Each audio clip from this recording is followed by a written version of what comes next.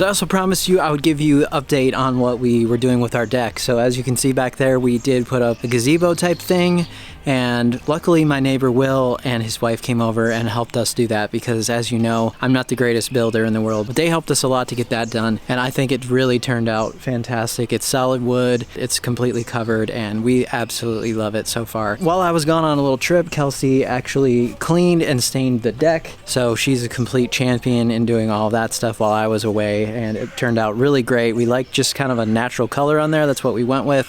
It's a stain and sealant. We wanted it to look more sort of natural like it did before. Up there, we're working on some patio furniture stuff. We found a used set right now. If you've been trying to get any sort of products really in any sort of category, it's been really difficult to find anything with a lot of shortages. So we found a used set for right now that we are just going to be able to use for a while until we sort of figured out if that's what we want or if we want a different style. But Kelsey's going to make some cushions for it because it did not come with the bottom cushions, only the back. So she's going to work on that, another kind of project. She's just an all-around, do-it-all type of person. So that's kind of very nice for me, obviously, and I appreciate all of her talents and the way that she's able to do so many different things here at our house. So in one of my recent videos about watering, it seemed like there's quite a few people this year who might be letting their lawn go dormant for the summer or might not be able to keep up with watering with sort of the current conditions of things. Maybe there's a few other areas of your landscape that you can still kind of manage and take care of. So today I thought we'd touch on a couple other things. Kelsey's going to update you on where we're at with the garden this season, add some fertilizer to our landscape, and kind of show you what's been going on with that since we planted that, probably about a month ago now.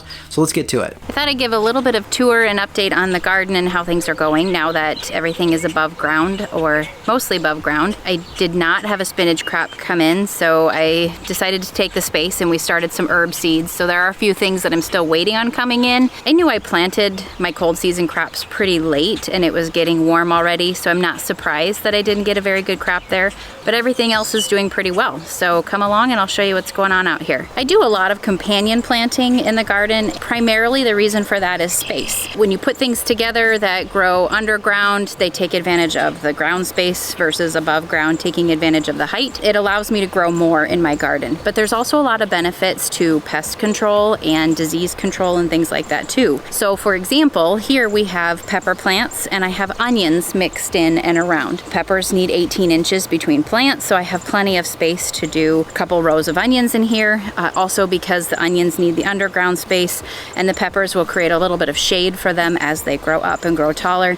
But also the onions repel aphids and slugs and cabbage worms and things that are pest issues for pepper plants, and so we get a little bit of that benefit as well. So here I've got my jalapenos. We're growing red peppers, green peppers, pimento peppers all together. We've got quite a variety going this year, and red onions so that we can pickle those later this season. When I plan out the garden, my main concern is preservation. So we do eat a lot of our fresh vegetables, but we're two people in our household. So I always figure, what am I going to can? What am I going to freeze? What kinds of things are we going to use throughout the year? And this year, my new experiment was celery. Now you may be looking at this row going, man, that's a lot of celery. And it is. We don't eat that much celery. But from a preservation standpoint, we do add fruits and vegetables to our dog's food as well for a little bit of interest and some health benefits for them too. So they don't mind that celery gets frozen and thrown in at a later time. I don't have to buy it from the store. I have it readily available, or dehydrated for soups and stews and things like that. But we will preserve all of this, even though it looks like there's quite a bit growing in excess. We will use it. Some of the things that are growing in the garden aren't necessarily volunteers, but are here because they overwintered here and came back, and they're flourishing. So I have a very large batch of green onions that we harvest from time to time, and if I let them towards the end of the season, they'll go to seed and keep continuing to come back. And then I also have some garlic growing over here. I had a really plentiful year with the seeds that I started for peppers, and so I had more than I had planned on planting. So I found space. Of course, I can't just get rid of the plants, so we have plenty of peppers that are kind of interspersed throughout the garden this year too. And then I have a couple rows of green beans off to my left. Those are great for fresh eating and for preserving as well. Other big thing behind me here is the raised bed, and this was the experiment for this year to see how it was going. I mentioned a little bit when we first talked about it about how carrots have difficulty getting into our clay soil. Now the carrots certainly are not in any kind of place where I can see how they're doing. They're not ready for harvest yet, but certainly I'm seeing some benefits with the sugar snap peas that I planted here. The difference between the garden peas that are over along the fence and the sugar snap peas that are planted here in the raised bed, they certainly are liking the loose soil. They're really liking the nutritional benefits of the compost that I put down. It's definitely been a good experiment so far from that side of things. They're really growing quite well. As we go through the garden, you're going to see a lot of grass clippings that are piled on top in between the rows. I did this after I planted. It does a few things. When you put some kind of mulch down on top of the soil, you're going to get the benefit of holding moisture in, which is really helpful in these 90-degree temperatures that we're experiencing. But also, one thing about putting compost down on the garden this year in various places is that there is a little bit of weed seed that comes with that. Now, you can get certified compost, and you always want to be checking your sources.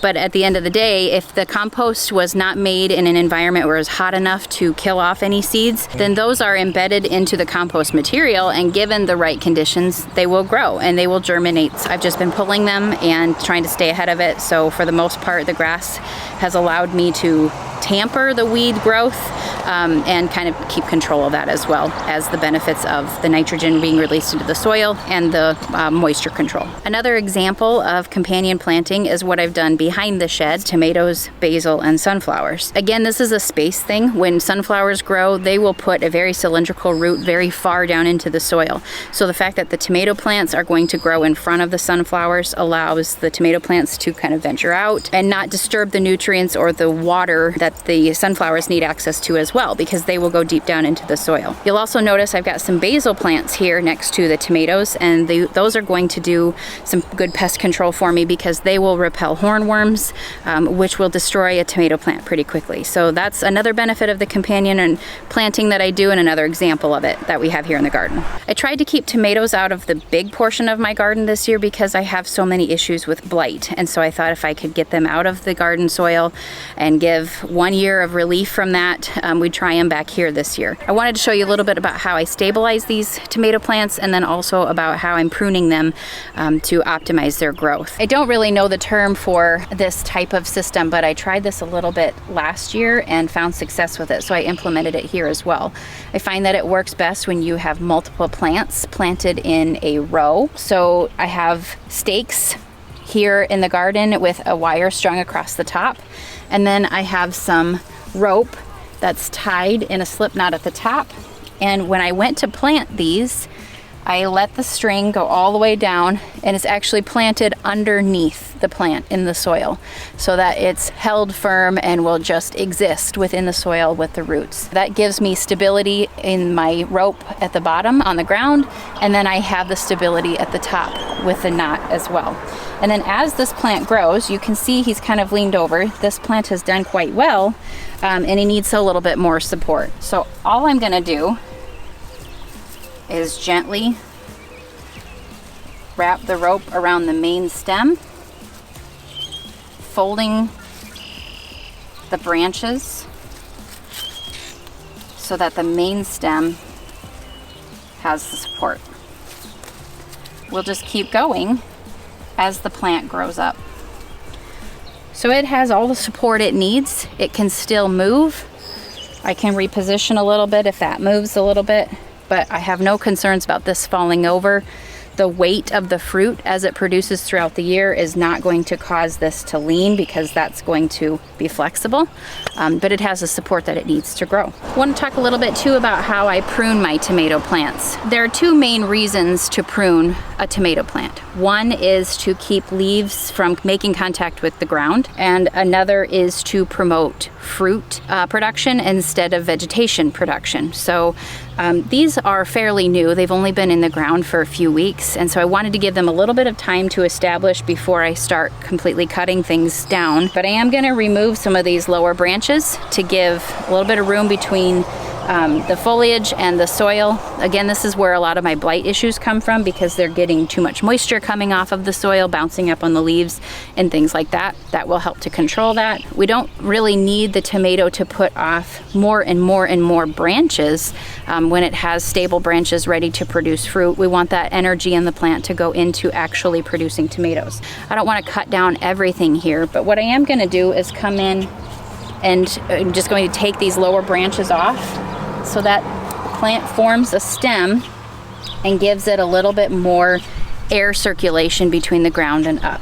One of the main things to keep in mind is you do want enough foliage cover so that your fruit has a little shade from the sun. And obviously you want it to be able to perform proper photosynthesis. So you can't just go taking all the branches off your plant. But giving it, 18 inches or so from the ground up where you have just the stem is still gonna let it be healthy. Now I'm not gonna do 18 inches right away. This plant is only 20 inches or so high. So I don't want to take all of that right now. I'll let this plant continue to grow. This one's still pretty low to the ground. Not really happy about that, but I feel like the 1/3 rule applies to plants when you're pruning a little bit as it does to grass. You don't really want to stress the plant by taking too much, so I try to apply the 1/3 rule as well.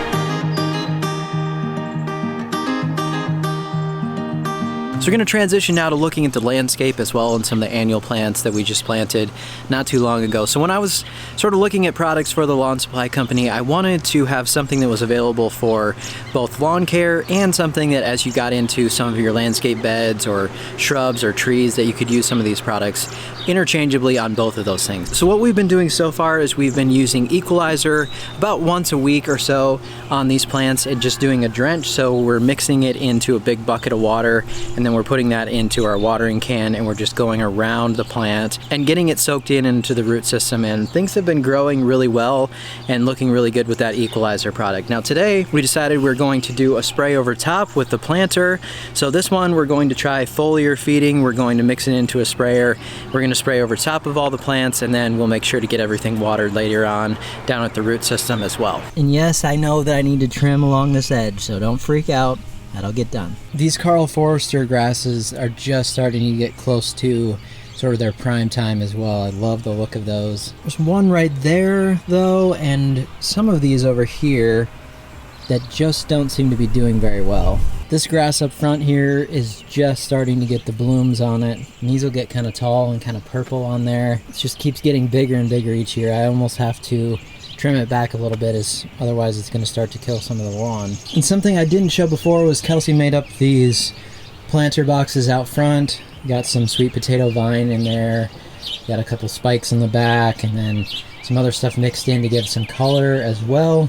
Those are looking really good and growing really well. So these plants this year have definitely added a lot of texture and color to the landscape. We've been really happy with how it sort of transformed the way that things look around my shed and of course our deck. So been really happy with that. There is some maintenance to it. We have been fertilizing. You need to keep up with the watering, especially with how hot it's been. They really seem to go through water pretty fast and dry out. But that's just kind of part of it. If you're kind of letting some things go on the lawn this year, maybe you don't want to deal with the heat and just kind of letting things go dormant, then maybe some of this stuff on the landscape can kind of keep some of the things in your yard looking good. And it's something to still be able to work on and get outside. All right, so what I've got here is I've just got a 1 gallon pump up sprayer. You're going to take your product, make sure it's good and mixed together again if it's been sitting for a while. This is a 678, but it also has some micros in it, some chelated micronutrients in there. Gets you a really balanced formula. Pour this into your container, fill it up to the full gallon, and then we're just gonna go over top of the plants today and give them a foliar feed.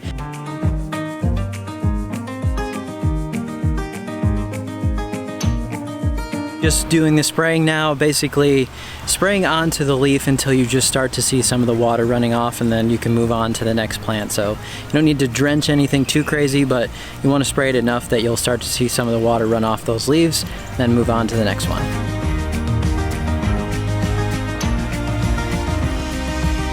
That's it for today on the landscaping, a little update on the garden and sort of the deck here and what we're doing with the overall. And I'll be back to working on lawn stuff as soon as maybe it's not 100 every single day.